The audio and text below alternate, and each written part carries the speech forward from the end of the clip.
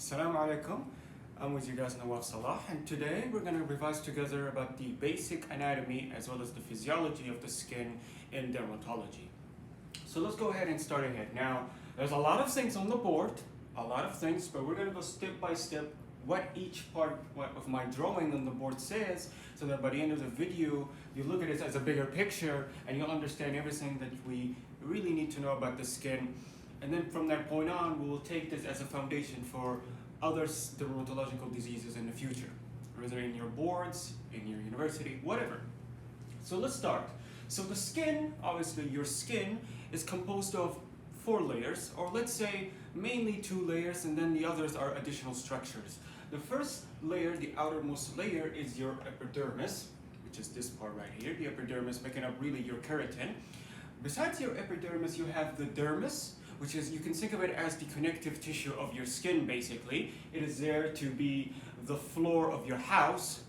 Underneath the dermis is the bluish structure, the subcutaneous layer, also known as panicula. And this subcutaneous is another word for a layer consists of adipocytes. These white circular shaped cells are your adipocytes, your fatty cells, which are basically the layer which will separate your dermis and epidermis from the layer underneath the fatty layer, which is the fascia and the muscles, the forearm muscles, your bicep muscles, all the muscles surrounding underneath your skin. So we have a total of really 3 layers we want to focus on the skin. We'll see 3 instead of 2. We have the epidermis from top to bottom, then the dermis, then the subcutaneous layer. The outermost layer is the epidermis. Now each layer of the skin has its own function. Each layer of the skin has special type of cells residing within. And each type of layer has an importance in clinical medicine. Whenever you have a dysfunction in any of these layers, or whenever these layers are involved in an abnormal disease, we will see that with these examples below, what do we mean by that? What are the diseases associated with the dermis, with the epidermis? What are the diseases associated with the dermis? Diseases associated with the subcutaneous layer? What happens when there's an abnormal function or a dysfunction with any of these layers containing special type of cells for special type of functions? So let's start one by one, or step by step. Now in histology, you'll see it as below: epidermis, dermis, the subcutaneous layer. Let's go step by step, all right? Now obviously we'll start with the epidermis. Now the epidermis is basically separated from the dermis by a basement membrane. There's a basement membrane consisting of hemidesmosums. And hemidesmosums, you can think of it as a gate or a barbed wire that basically lets the dermis be its own thing and the epidermis be its own thing. And now, since we're going to be starting to talk about the epidermis is special in the fact that it has no blood vessels. It is literally a desert. But it contains cells, and cells need nutrition in some sort of form. So if this doesn't contain blood vessels, how does it get nutrition? It gets it through diffusion from the dermis. The dermis, as we said, it is your connective tissue, basically. It contains everything, your blood vessels, your nerves, everything. So one of the ways the epidermis gets its nutrition is through diffusion from the dermis to the epidermis. And from the nutrition, the epidermis will do many set of functions. So let's focus purely on the epidermis, which is separated from the dermis. Now the epidermis itself is subdivided into 4 layers. There are 4 layers that make up your epidermis from bottom to top. The most innermost layer is your BCL, your basal cell layer. Then afterwards is your spinous layer. Then after the spinous layer, you have the granulosa cell layer, GCL. And then you have the outermost layer, the layer that's composed of keratin, the layer that consists of dead cells right here. This is known as your squamous corneum layer, which is, from the name, it is composed of dead cells called corneocytes, which we'll look on later on. So these are the layers that make up the epidermis, the subtypes. Now let's look at each layer one by one. What does each layer consist of? What is its function? And what is the clinical significance from knowing all of this, okay? So here we have the epidermis. Now remember, the epidermis, its function really is that here we have a cell cycle. Its function is that in the outermost layer, this squamous corneum layer is supposed to consist of dead cells. Dead cells meaning they don't have a nucleus, and they just consist of mainly keratin. They have another protein known as filaggrin, but will consist of keratin. This keratin gives you the stiffness of your skin. You can think of it as a mechanical barrier. Now, of course, they call these as corneocytes. Now, here's the thing. These corneocytes did not come out of nowhere. They were created far down below in the basal cell layer, which is the factory.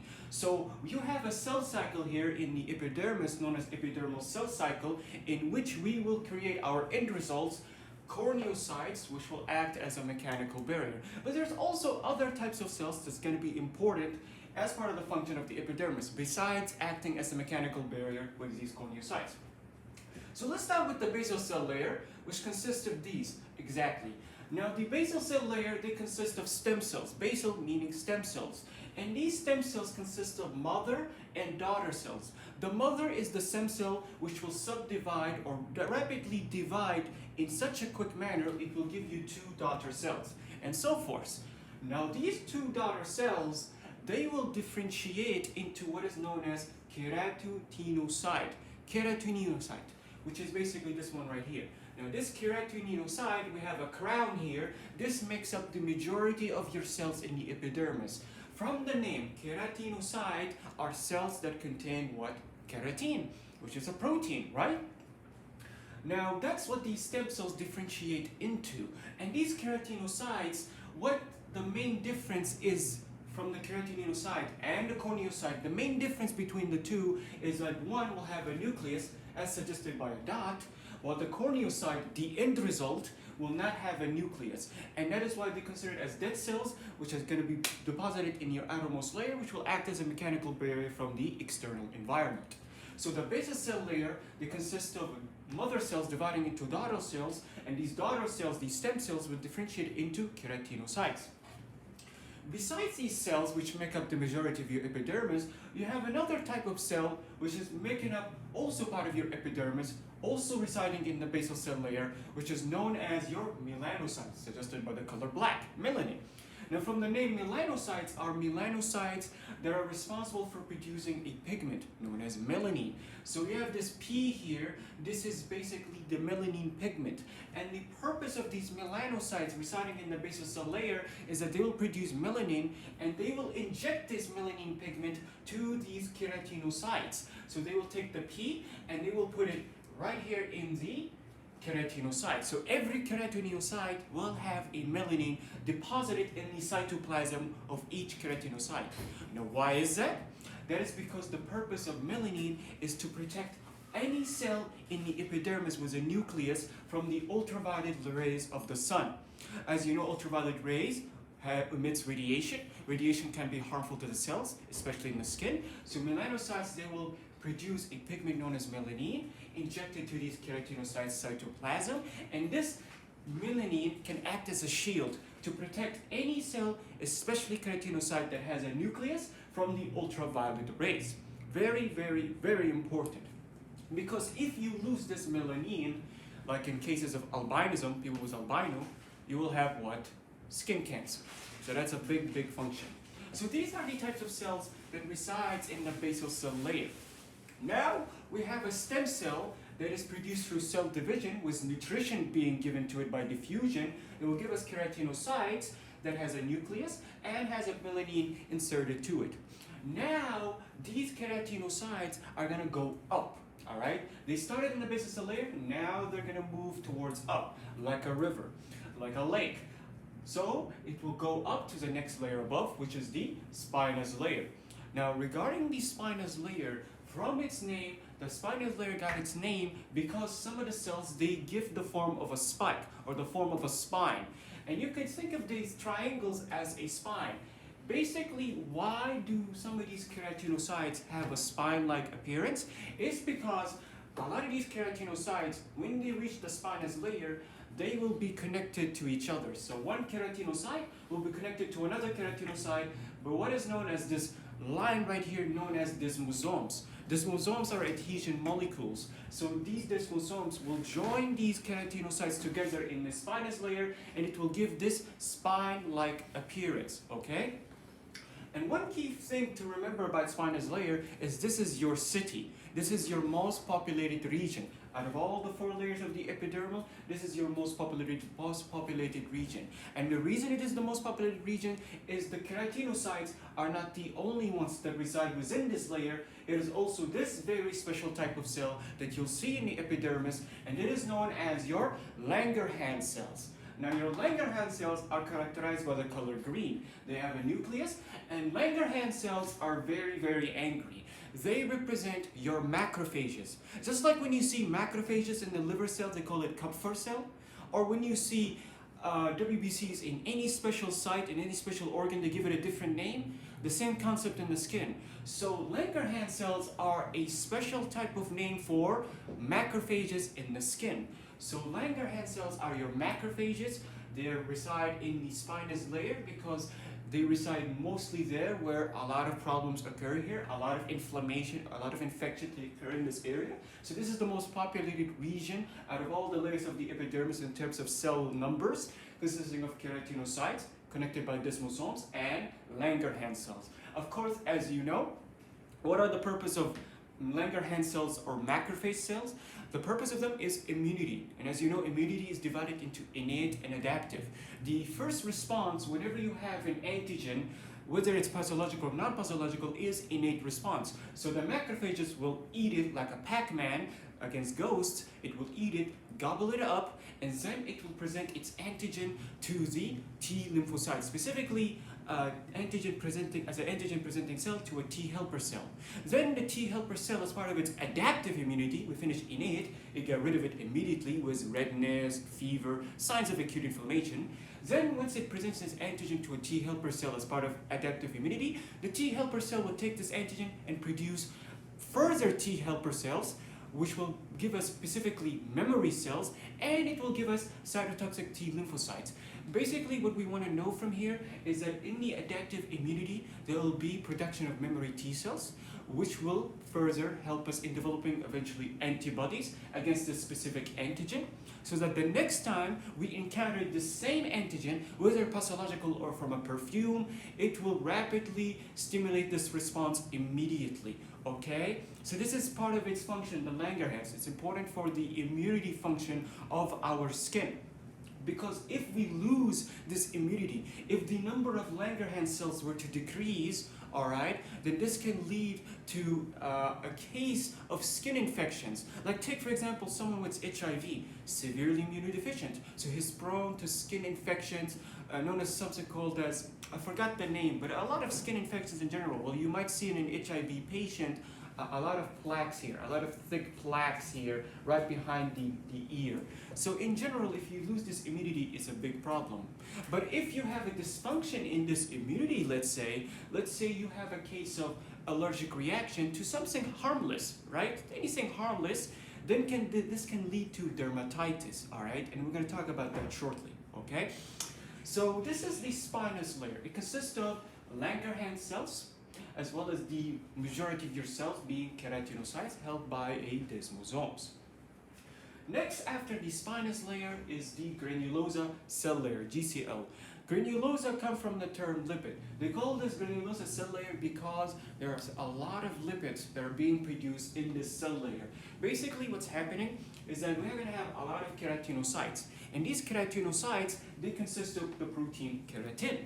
But not just keratin, they also secrete known as a lipid, a fat, which will be secreted into the extracellular space, the space Hawaleha. And this lipid is basically there to basically separate one keratinocyte from another, as well as the fact that it will be protection as a chemical barrier against toxins. So whenever you have a toxin that tries to penetrate through the skin, toxins tend to be water soluble. They don't like fat. So when the keratinocytes, when they secrete this lipid into the extracellular space, this will act as a chemical barrier. It will not allow toxins from entering through. Alright? So this can be a chemical barrier that can be seen as a function of the epidermis. And you will see when we end this video, the epidermis has its function as a barrier, whether it's chemical, whether it's physical, or mechanical. Okay, so this is the purpose of the granulosa cell layer. It is characterized by secretion of many lipids from the keratinocytes, and these are there to separate the keratinocyte from one another a little bit to give a space. And mostly the lipids are there to act as a chemical barrier, especially against toxins, any hydrophilic substances. And this basically is why we use topical medications, or why they use topical medications to basically have it be fat soluble and put it in a substance that will allow it to penetrate through this lipid. Okay? We finished the granulosa cell layer. Now we'll go to the outermost layer, maybe one of the most important layer. We call it the desert, or they call it the desert. It consists of nothing but dead things. That is known as the squamous corneum layer. Now the corneum layer is your outermost layer. Here, it's not going to consist of keratinocytes. Here, your keratinocytes, as it was descending upwards or ascending upwards, it starts to lose its nucleus, all right? And that's a normal thing. Your keratinocyte, it has a nucleus that it will lose over time, and at some point, by the time it reaches the corneum layer, it's going to lose its nucleus, and it's just going to consist of a dead cell consisting of K, keratin, and F, filaggrin. Now keratin, you know it's a protein, it's there for stiffness, but filaggrin, the F, it is there to act as a microfilament. It's basically there for structure purposes. It's there to maintain structure. Alright? So that's the purpose of the filaggrin. And when you lose this filaggrin, it can lead to a number of diseases. So here, when a keratinocyte loses their nucleus, we will now change their name to corneocytes. So that's what your corneum, that's why they call it corneum layer, the stratum corneum, because it consists of corneocytes, your dead cells with no nucleus, but contain of two types of proteins, the keratin and the filaggrin. Okay? So that's going to be very, very important. So there are two total proteins in the epidermis, keratin and filaggrin. Okay? And of course, besides that, what's included in the corneum is the lipids that we mentioned about. The lipids are there to act as a chemical barrier secreted by your keratinocytes before they lose their nucleus. And in general, your corneum will act with the keratin and with the lipid. They will act as a mechanical barrier, physical barrier, and as a chemical barrier. If you lose this barrier, this can lead to infection. This can lead to inflammation. Now, some people might say inflammation is good or bad. It's both. It can be good if it's acute, but if it's chronic, that's bad. So if you lose this barrier, it can lead to chronic inflammation, which indicates there is a problem with the structure. And you can see this in children that has atopic dermatitis, a hereditary condition in which you don't have to be exposed to an allergen necessarily, but you'll have redness in the region, especially in the cheeks, redness in the region. It will be filled with edema. It will be filled with scales and many, many things, all right? So you'll have a lot of raised lesions in the cheeks as a result of loss of this barrier, which can lead to inflammation. Besides that, there's infection and so forth, okay? So that's the purpose of the stratum corneum. So this is the end result. This is the end result of epidermal cells, is to, from the basal cells, they will secrete or divide into or differentiate into keratinocyte, held with a pigment, which is melanin, which will protect it from the ultraviolet rays throughout.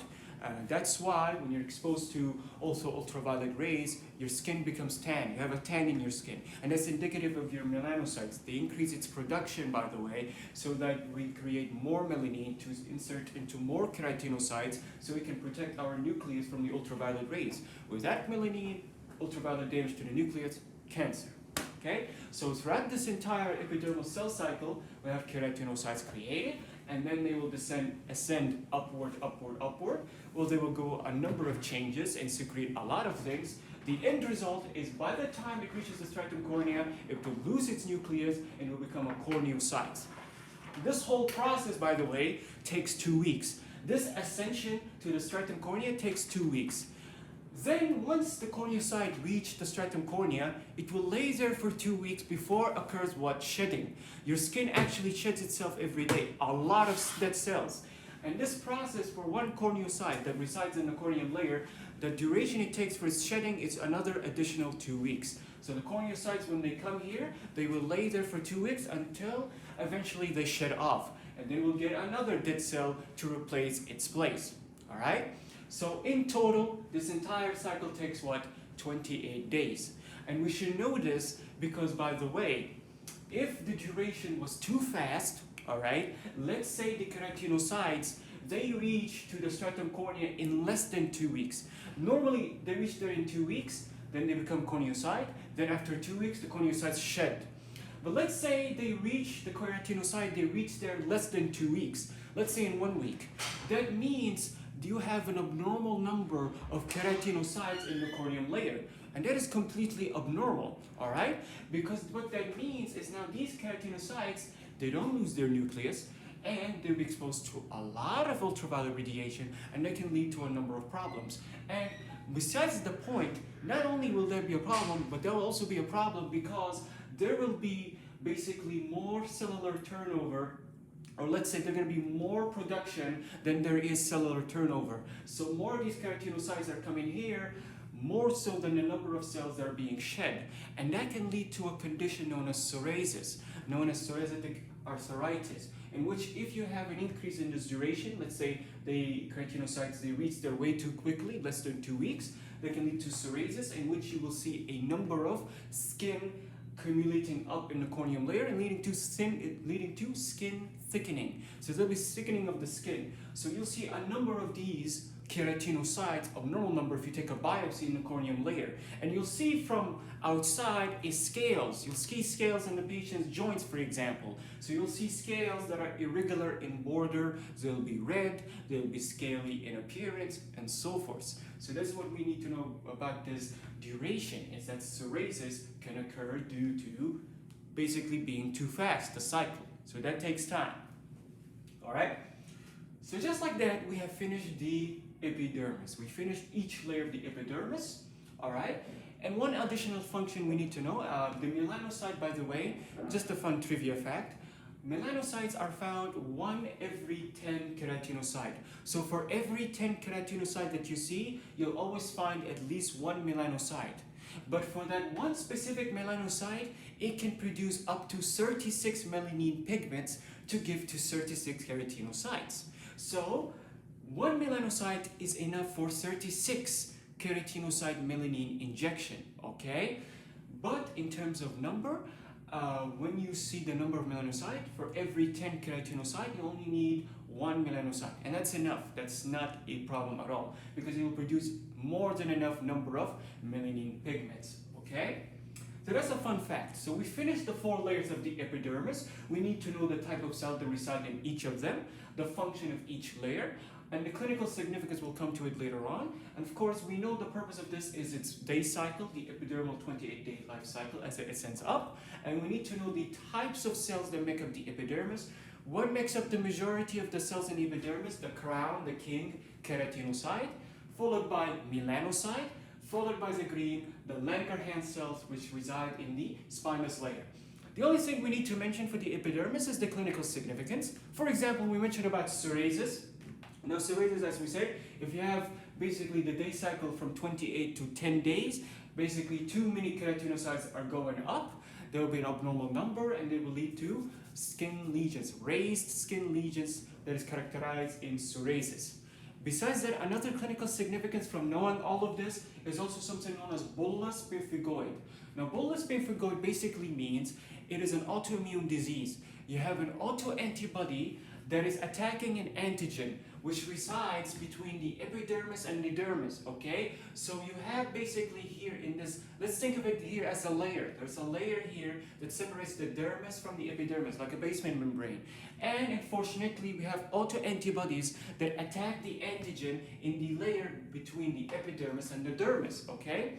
The problem here is that here, basically, this is the dermis by the purple color, and the red is the epidermis. Basically, this autoantibody, when it attacks an antigen, will lead to inflammation. And inflammation can cause separation of the layer that was basically adhering the dermis and the epidermis. So basically what's happening is that when you have an antibody-antigen reaction in this layer separating the dermis and the epidermis, this will lead to separation of the 2 layers, like this, all right? And the accumulation of fluid will be there when there's an empty space, because when you separate the 2 layers, there'll be an empty space, which will be occupied by fluid, H2O, water, fluid, edema. So you'll have a raised lesion, subepidermal, right underneath the epidermis but above the dermis. And we call this raised lesion bulla. So you have a bulla that is consists of edema, and it will be very, very tense from inside. So it will be very, very tense, and you'll see in this patient in his hands a bulla.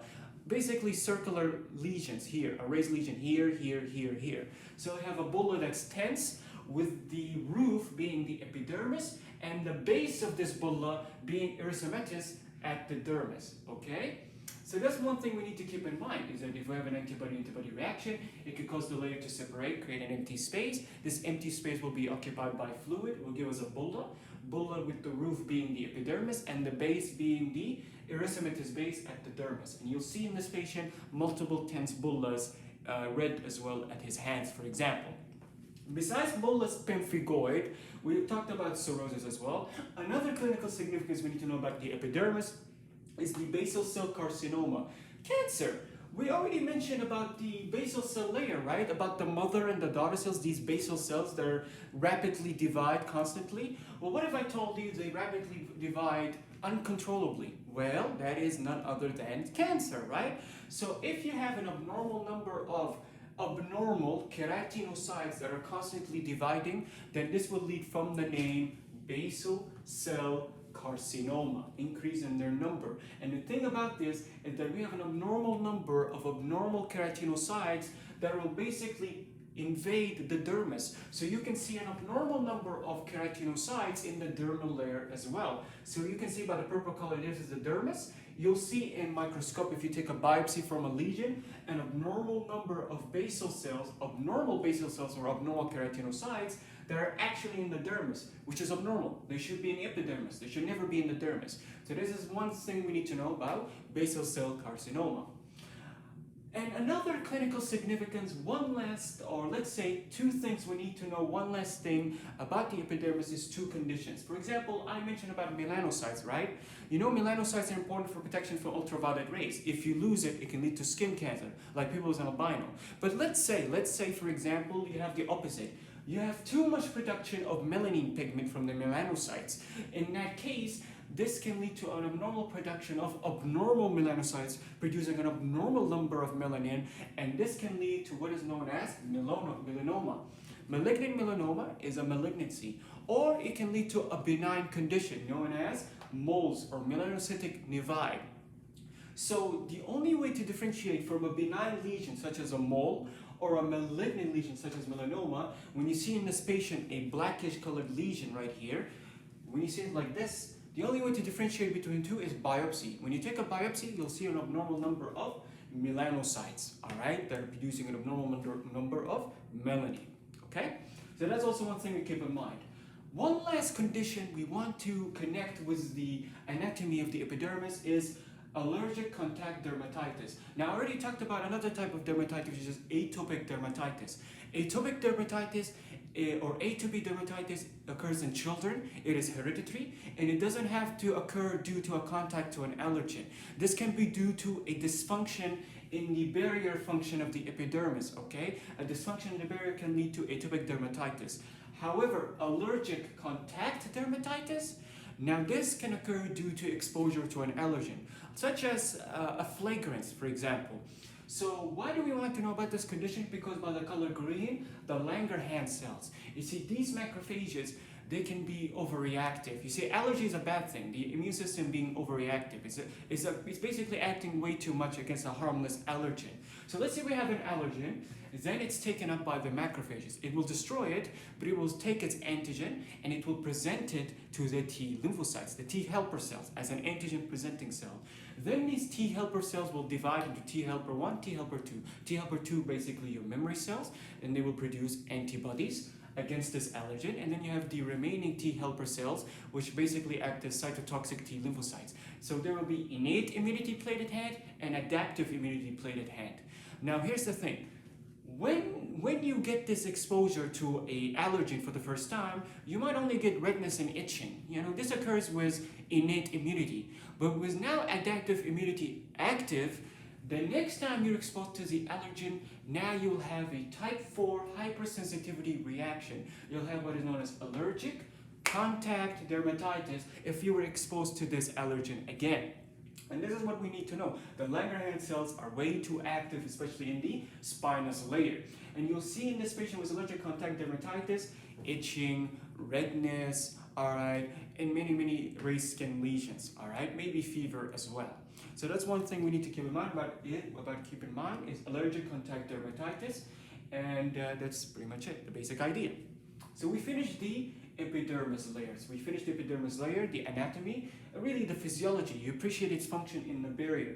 You appreciate its function acting as a barrier. You appreciate its function as part of immunity. What happens when we lose it? Skin infection, especially in people with HIV, for example, or when we really overworks, when it becomes very overactive, you have allergic contact dermatitis, for example.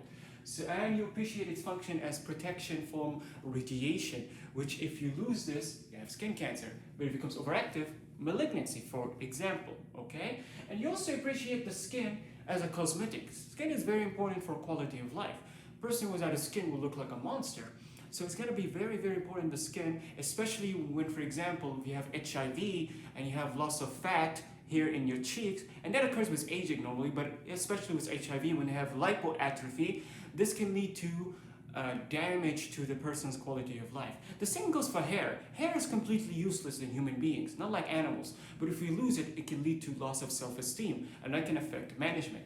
All right, so you appreciate all these functions, and what happens when they get disrupted or they become abnormal with all of these conditions as well, and what I mentioned as well. So now we finished the epidermis, the cells that contains. Now let's go to the dermis. Now regarding the dermis here, it consists of two subtypes. Now remember, the dermis is below the epidermis. And remember, the dermis in general acts as a supportive, flexible structure. It acts as the thing that holds your house together, okay? You see, the dermis here, it consists of two types. You see this thing right here? It consists of two types. One is a papillae dermis. If you look at a histological picture of a dermis, you'll see they have this papillae, this finger-like projection inside the epidermis. So that's one way the dermis appears. And the other subtype of the dermis is RD, reticular dermis. Basically, you can think of it as a river, all right? So whenever you see a dermis in histopathology, mostly you see the reticular dermis, the background. But you might see a finger-like projection going inside the epidermis. This is also a dermis, but they call this papillae dermis. So you have two subtypes, papillae dermis and reticular dermis. Really, we're going to focus on the reticular dermis because that's where most of the action is occurring in the dermis. Now, the dermis mainly acts as a supportive structure. It's there to help support your skin, make sure it doesn't collapse on itself. It provides nutrition, it allows you to feel pain, everything, all right? So the dermis, if you look here, it's around 1 to 4 millimeters thick, according to which site. Like for example, the dermis in your eyelid, it may be 1 millimeter. The dermis in your palm of your hand may be 4 millimeters. So the thickness always differs according to the site. But regardless, it will always contain the same type of content. And what are the contents that are included in the dermis? Well, one of them is VAN, VAN. It contains vein, artery, and nerve. So remember what we said about the epidermis, where it gets its blood supply? Diffusion. So the dermis here is where the blood supply occurs. There's the artery and the veins, and that's where you feel pain. It also contains nerve supply. So the dermis contains sensory receptors that basically detect any form of pain or any form of touch or any form of sensation. That's where most of the sensation is located, here in the dermis. That's where the blood supply occurs, here at the dermis as well. If you lose, for example, your nerve supply, we said important is sensation. For example, temperature sensation, touch sensation, pain sensation, any type of sensation. If you lose it, all right, or if there's an abnormal function in this dermis, the nerve supply, this can lead to many problems. For example, people with diabetes. People with diabetes, one of its complications, it can lead to peripheral neuropathy. So in the case of peripheral neuropathy, there can be a dysfunction in the sensory receptors in the dermis, and you can't feel pain. Or you might feel an abnormal sensation, known as numbness. And the problem with this is that pain is a good thing. Pain is a signal that something is wrong with your body, something is immediate, and you need to basically treat it. If you don't have this signal, if you don't have pain, then there will be accumulative damage, and that can lead to ulcer, such as in diabetes, where they might have a diabetic foot, and that can lead to amputation. So it's very important that our nerve function, especially in the dermis, is intact, because if it's not intact, then it can lead to a whole number of problems, such as in diabetes with neuropathy, or in people with leprosy, an infection that's also associated with abnormal nerve function. Okay? Besides the dermis containing your blood supply and your nerves, it also contains glands, meaning your sebaceous glands, all right? Now, your sebaceous glands are these dots. They have this nucleus. And the purpose of these sebaceous glands is that they basically are here to secrete sebum. Sebum are there to lubricate your hair follicles, all right? And not just sebaceous glands are the ones present in your dermis. There's also sweat glands, all right? So you might have sweat glands that secrete sweat into the hair follicles. And that's the thing too. Your dermis contain your hair follicles, right? They're all the way protruding like a beanstalk. Your hair follicles start from the epidermis and then it extends all the way up as a beanstalk. So the dermis contain your hair follicles accompanied with glands, your sebaceous glands and your sweat glands. And together you can call this as pilosebaceous unit. Pilo meaning hair, sebaceous meaning sebaceous. So the pilosebaceous unit contain your sebaceous gland, your sweat gland, and your hair follicles. And if you want to be more specific for the sweat glands, we call these apocrine glands. Basically, not every sweat gland is attached to a hair follicle, okay? Every hair follicle has a sweat and a sebaceous gland attached to it. But the sweat gland itself, it can be secreting sweat, but without secreting into the hair follicle. Some sweat glands, they act as exocrine glands. Some sweat glands, they secrete sweat into the skin surface from above, without secreting into the hair follicle, all right? And they call this eccrine glands. So whenever you have a sweat gland connected to a hair follicle, or they secrete sweat into a hair follicle, they call it apocrine glands, part of pilosebaceous unit. But whenever you have a sweat gland that is secreting into the interior skin surface without secreting to a hair follicle, they call this eccrine gland, E.G, okay? So that's just another thing just to keep in mind. But the function is the same, okay? What is the purpose of sweat? Temperature. Temperature regulation. The purpose of sweat is whenever I'm at a very, very warm weather, I will secrete a lot of sweat, especially by the sympathetic system stimulation. The sweat will go out and it will evaporate a lot of the heat, all right? And that's very important because if you lose the ability to sweat, all right, then you will go into what is known as a heat stroke. You'll basically not secrete a lot of sweat to evaporate the heat and you will die from a heat stroke. And that's the thing. The sweat is there to maintain my temperature, 37 Celsius. And by temperature, I mean my core temperature from inside. It has to be constant regardless of the weather. So without sweat and hydrosis, whether congenital or acquired, like people in Horner syndrome, it will lead to a heat stroke.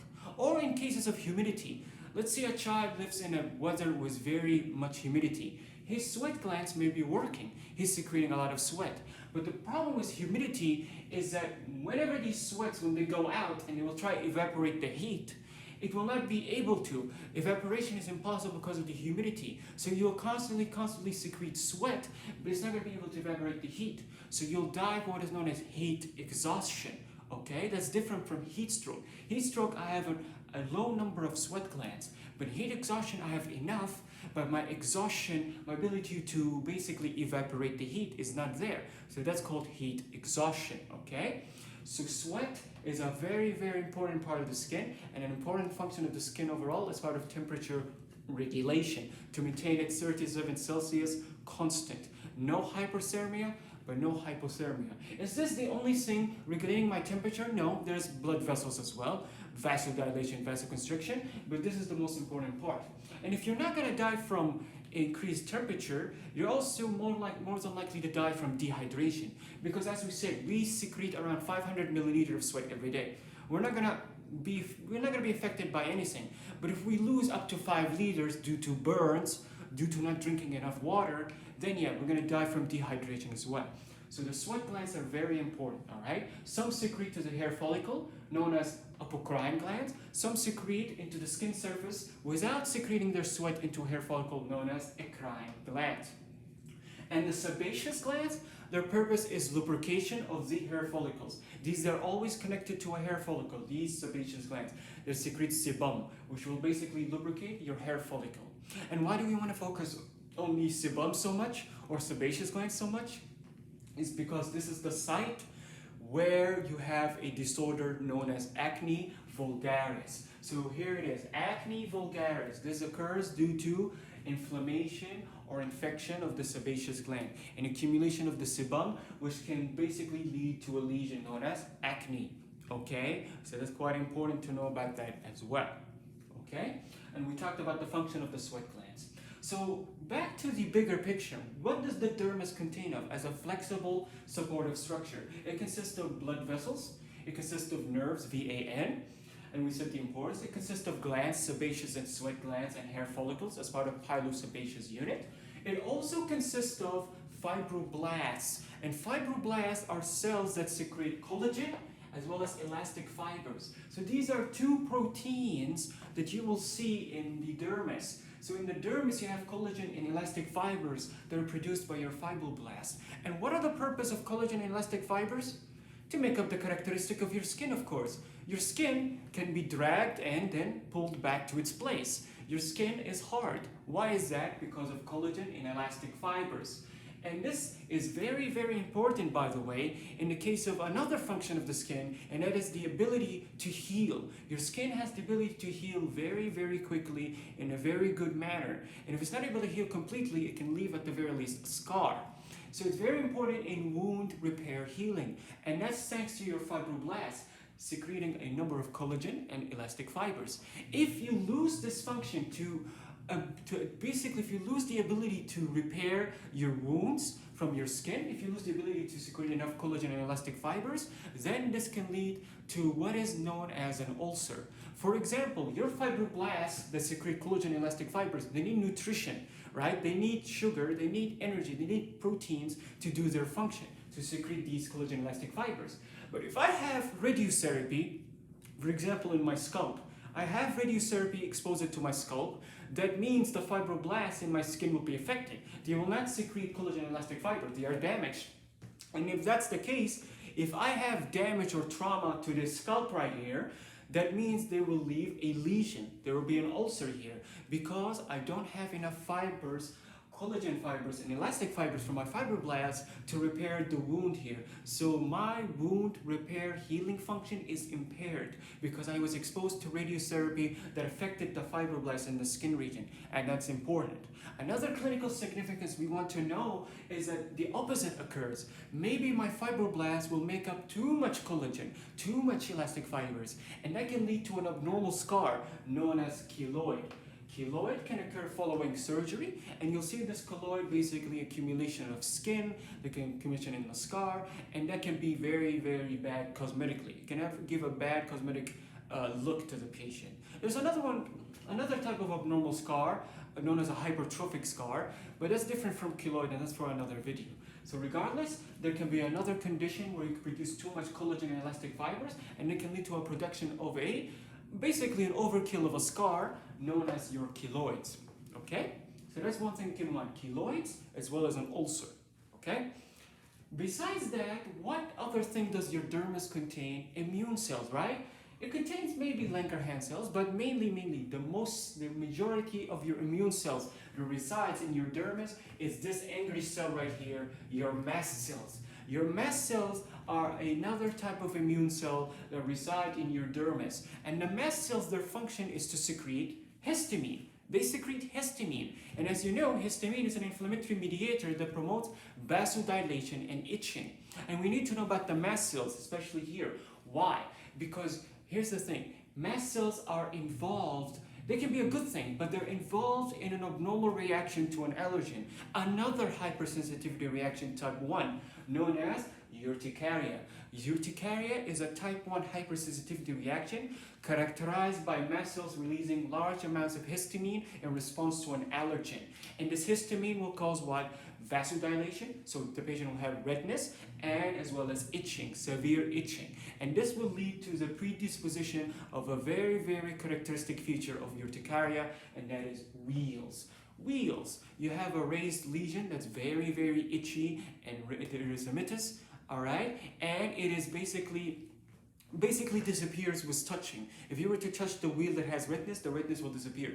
But once you leave your finger, it will return back, all right? So urticaria, with the characteristic of wheals, is a type 1 hypersensitivity reaction, and it involves the reason why this occurs is due to the mast cells secreting large amounts of histamine, which will give the following feature, and exposed to an allergen. Okay, so that's the clinical significance that we need to know. And that's pretty much it for the dermis. We finished everything about the dermis. The function of the dermis of all is a supportive flexible structure. We need to know what are the subtypes of the dermis. You have the papillary dermis and the reticular dermis. The reticular dermis is what we focus on. That's the background. That's the arena, which consists of blood vessels, nerves, sebaceous glands, and sweat glands, part of pilosebaceous unit, and subsweat glands that are not a part of cytosebaceous unit, which is your eccrine glands. They're separate. You also have your mast cells as well, and your fibroblasts, which contain collagen and elastic fibers, and they're the ones that contribute to the function of the dermis, as you consider it as a connective tissue. Okay, and we said the clinical significance of all of these in purple. All right, as part of urticaria, keloids, acne vulgaris, and also part of bullous pemphigoid as well, as basically this is the disorder that occurs between the epidermis and the dermis. Okay. We finished now the dermis, and we finished the epidermis with all of the clinical diseases in the color red, okay, and some black. Now, the final thing that we need to mention is now the final layer, really, and that is the subcutaneous layer, your subcutaneous layer, the layer that consists of adipose tissue. And adipose tissue consists of adipocytes. They look like this. They're basically cells that when you stain it, there will be no staining, all right? It consists of lipids. So you have adipocyte, adipocyte, adipocyte. Another name is panicula. And we need to know this name specifically, panicula, which is another name for the subcutaneous layer, because panicula, or the subcutaneous layer, you see, its purpose is like any other fatty tissue. It's there to insulate the skin, all right? It's there to provide mobility for the muscles and the fascia, basically to be able to, the muscles to do its own thing. Its purpose is to act as an energy source. Fat can be converted into energy, all right? Its purpose of the panicula is act as a cushion for the skin. You see, the thing with all of these functions is that whenever this site is affected, all right, whenever this site is affected, it can lead to an abnormal manifestation in the skin, all right? And you see, when the panicula, let's say there's inflammation, it can lead to what is known as paniculitis. Paniculitis means inflammation of the subcutis. And there is one very famous disease that involves inflammation of the panicula, or paniculitis, and that is known by the blue color in general, erythema nodosum. Erythema nodosum is a skin manifestation that occurs idiopathic or associated with a very famous autoimmune disease known as Crohn's disease. Crohn's disease may manifest with extraintestinal manifestations, and that can be erythema nodosum, which is characterized by what? It is characterized by papules. You have many erythematous papules, or nodules, let's say. They're seen in the chin of your leg. So they're seen in the chin of your legs, or they are red, they are tender, they are warm. You'll see it in the chin of a woman especially, and she might complain of joint pain, with fever, with headache, weight loss, diarrhea, and so forth. So we need to know this clinical significance. Erythema nodosum, it can be seen, and it can involve inflammation of this fatty layer, panicula. So an example of paniculitis is erythema nodosum, from this name. We have erythematous nodules found especially in the chin of the individual, in both chins, okay? In the legs, yani. So that's pretty much it for the function, all right? And now we have finished the anatomy as well as the physiology of the skin. Remember what we said about the epidermis, remember what we said about the dermis and the subcutaneous layer, and remember all the clinical significance and what are the residents of each layer. And remember to just summarize the function of the skin. If you can't remember all of the function of skin, please remember its function as a barrier, mechanical, chemical, or physical. Remember its function part of immunity, immunological function. Remember its function as regulating temperature with the sweat glands, you know? Remember its function as protection from ultraviolet radiation. Thank you, melanocytes, right? Remember its function also in wound tissue repair healing with the fibroblast. Thank you, fibroblasts, right? Remember its function in quality of life, cosmetics, right? We take the skin for granted, but it's the most visible thing. It is the largest organ in our body, right? So we need to remember that as well, okay? So remember all of these functions of the skin, and yeah, that's pretty much it. I hope you enjoyed. Thank you.